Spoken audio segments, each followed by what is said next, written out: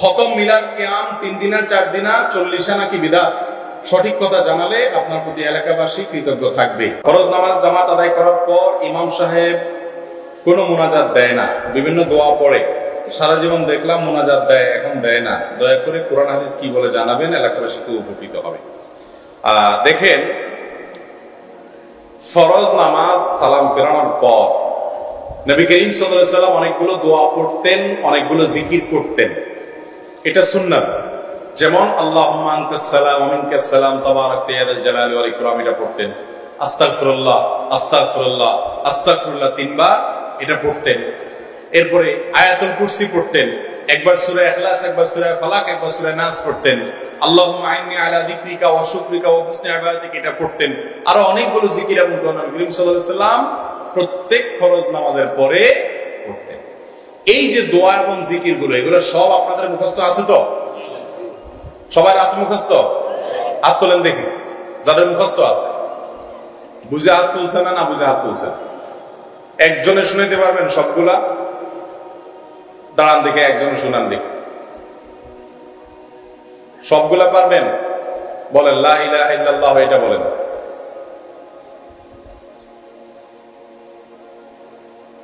লাহুল মুলকু, হ্যাঁ আরো আছে, লা ইলাহা দিয়ে আরো আছে, আরো আছে, বলেন।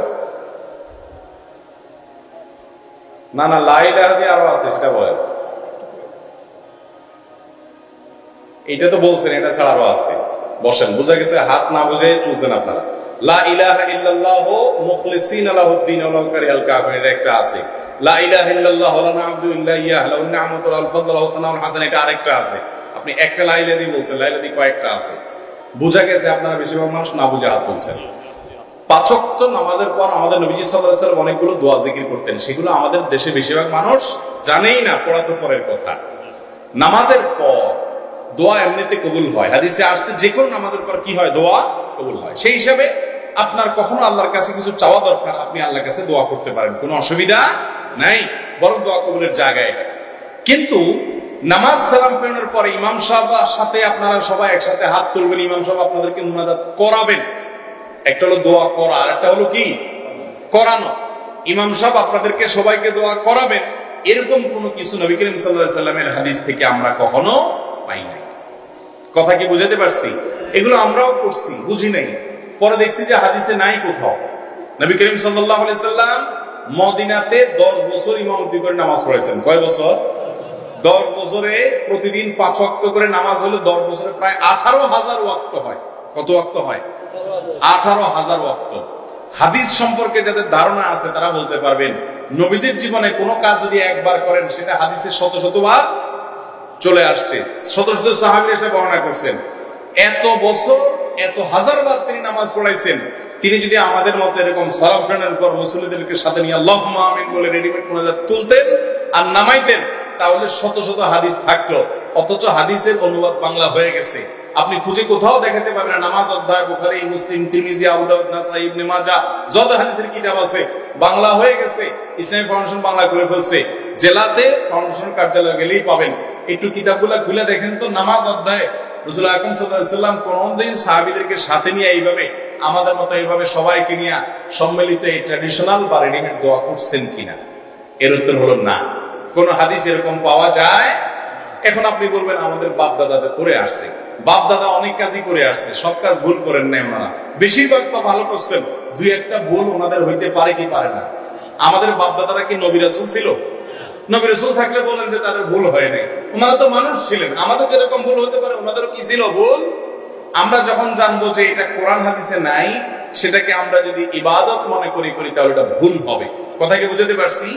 কিন্তু মনে রাখবেন, নামাজের পরে কারো আল্লাহর কাছে কিছু চাওয়া দরকার, অবশ্যই তিনি হাত তুলে চাইতে পারেন, কোনো অসুবিধা।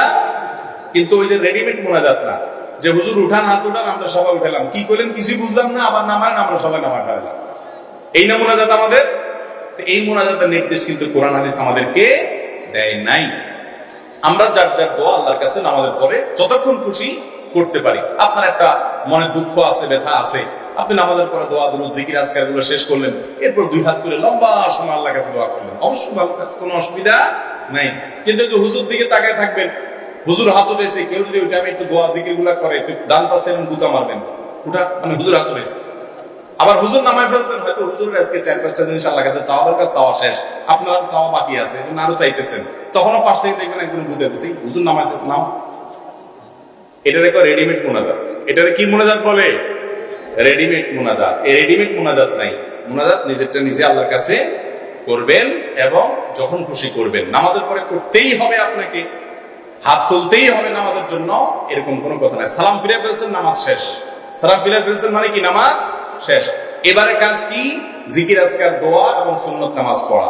এর পাশাপাশি দোয়াটা আপনার ইচ্ছা, আপনি করবেন যদি আপনার প্রয়োজন হয়, কম করবেন, বেশি করবেন, কোনদিন করবেন, কোনদিন করবেন না, এটা কিন্তু আপনার ব্যাপার। কিন্তু এটাকে যে সম্মিলিত রূপ দিয়ে নিছি আমরা, রেডিমেড বানাই নিছি, এই রেডিমেড মুনাজাত হাদিসে পাওয়া যায় নাই, কোথাও নেই। কথা কি বুঝাতে পারছি? আল্লাহ তাআলা আমাদেরকে বুঝার তৌফিক দান করুন। এরপর প্রশ্ন হলো, খতম, মিলাদ, কিয়াম 3 দিনা 4 দিনা 40 নাকি বিদআত? সঠিক কথা জানালে আপনার প্রতি এলাকাবাসী কৃতজ্ঞ থাকবে। দেখেন, খতম মিলাদ, খতম বেদাত হবে কেন ভাই? খতম মানে বুঝছেন? খতম মানে হলো যে আপনি কোরআনে কারীম পড়ে শেষ করলেন শুরু থেকে শেষ পর্যন্ত, এটা তো ভালো জিনিস। কোরআনে কারীম শুরু থেকে শেষ পর্যন্ত কি করলেন? পড়ে শেষ করলেন, এটা দোষের কোনো কিছু।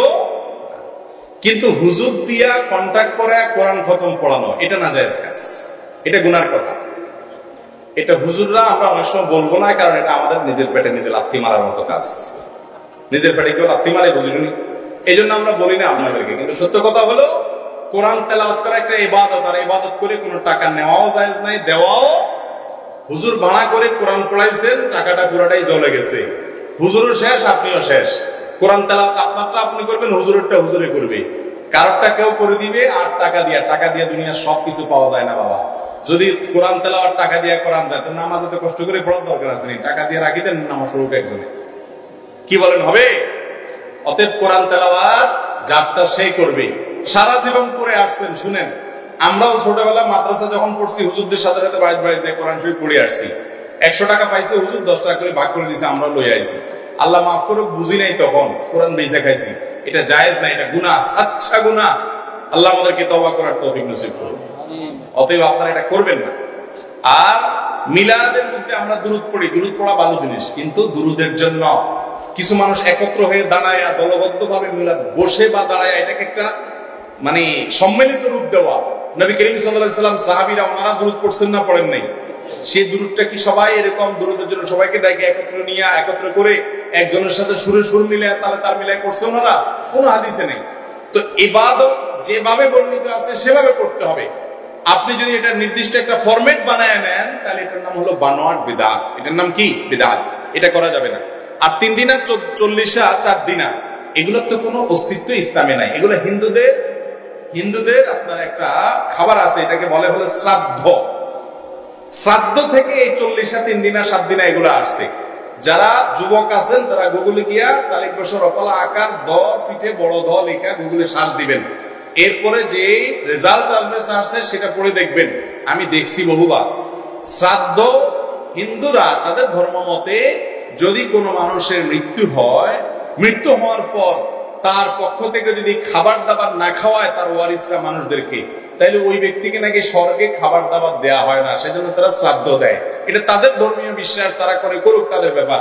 ইসলাম আমাদেরকে এরকম কোনো কথা বলে? ইসলাম বলেছে যে ব্যক্তি মারা গেছে তার ওয়ারিসদেরকে সবাই খাওয়াবে এলাকাবাসী। কেন? কারণ তাদের মন খারাপ, রান্না বাড়া করার মানসিকতা নেই, তাদেরকে সবাই কি দিতে হবে? খানা। এখন আমাদের দেশে তাদেরকে খানা দেয়, ঠিক আছে, প্রথম 2-4 বেলা দিয়া, এরপরে গোটা এলাকার মানুষ গরু জবাই করে খাওয়াইতে বলে তারে। মানে 2-4 বেলা যা খাওয়াইলাম, এখন সুদে আসলে সব উঠে নিলাম। ঠিক না ভাই? ঠিক। এটা অনাচার, এটা ভুল। আপনার বাবা মারা গেছেন, দাদা মারা গেছেন, আপনি গরিব দুঃখীকে খাওয়াইতে চান, খুব ভালো কথা। একটা মাদ্রাসায় লিল্লা বোর্ডিং এ কিছু খাবার পাঠায় দেন, গরিবের বাসা বাড়িতে বাজার করে পাঠায় দেন।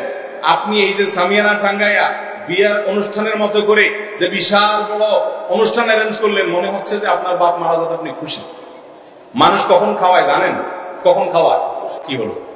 এটা আমাদের নিজেদের বানানো কালচার।